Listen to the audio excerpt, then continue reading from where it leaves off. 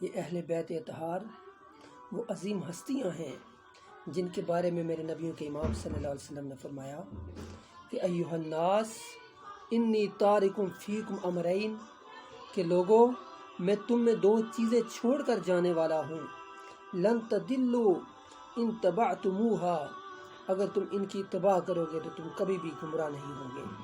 اور وہ دو چیزیں کیا ہیں؟ ایک کتاب اللہ ہے اور ایک اہل بیت اطہار ہے، کہ ان کا دامن، ان دونوں کا دامن کیا کرو تو مضبوطی کے ساتھ تھامے رکھو۔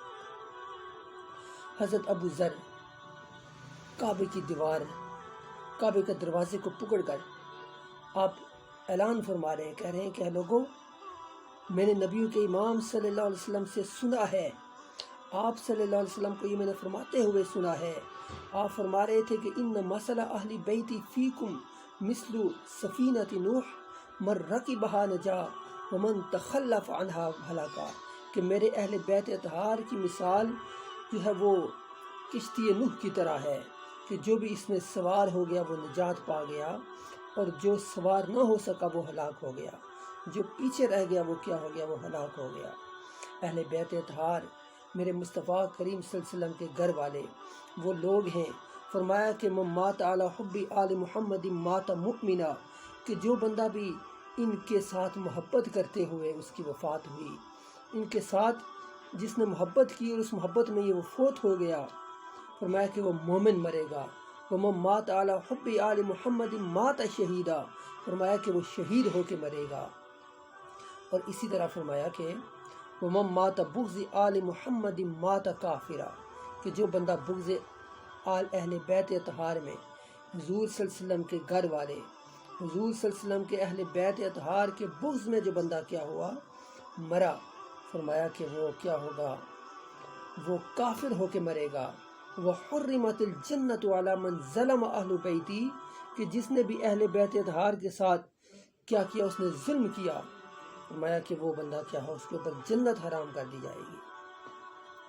سمجھنے جی وقار میرے نبی کے امام صلی اللہ علیہ وسلم اسی طرح بیان کرتے ہوئے فرماتے ہیں، آپ فرماتے ہیں کہ لا یؤمن عبد حتی اکون احب الیہ من نفسی، کہ جب تک میں، فرمایا کہ تم میں سے کوئی بندہ بھی کیا ہے؟ کامل مومن نہیں ہو سکتا، کامل ایمان والا اس وقت تک نہیں ہو سکتا جب تک میں اس کے نزدیک اس کی جان سے محبوب تر نہ ہو جاؤں۔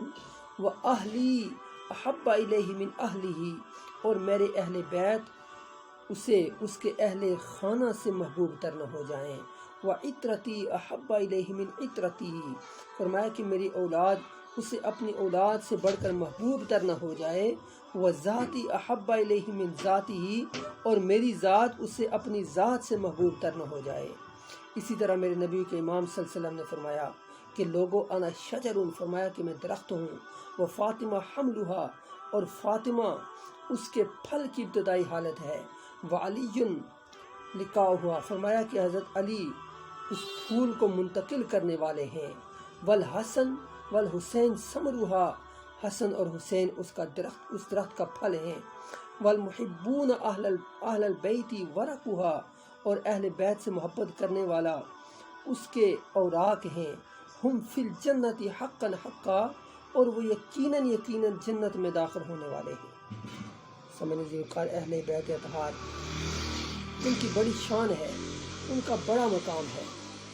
اور اسی طرح میرے نبی کے امام صلی اللہ علیہ وسلم ایک اور مقام پہ فرماتے ہیں کہ اربعۃ انا لہم شفیع یوم القیامہ، کہ چار لوگ قیامت کے دن ایسے ہوں گے کہ ان کے اوپر شفاعت، میری شفاعت کیا ہو جائے گی؟ واجب ہو جائے گی۔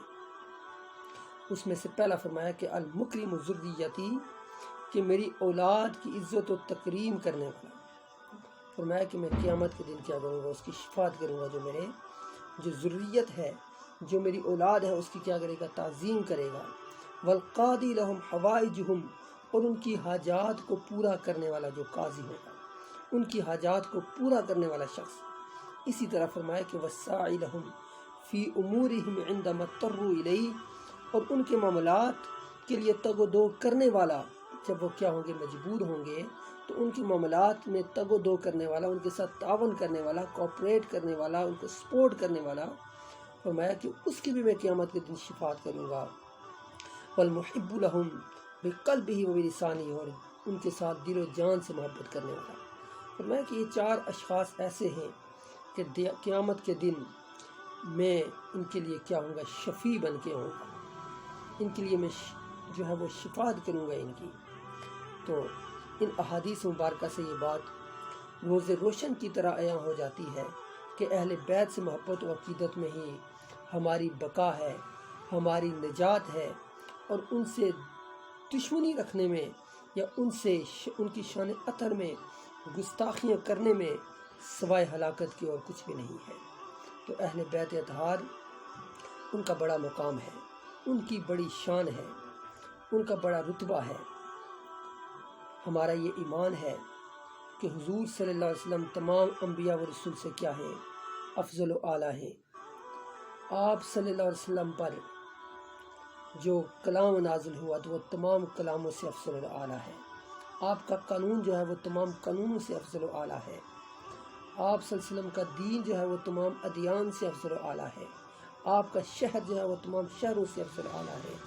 آپ صلی اللہ علیہ وسلم کے صحابہ تمام انبیاء کے صحابہ سے کیا ہیں، افضل و اعلیٰ ہیں۔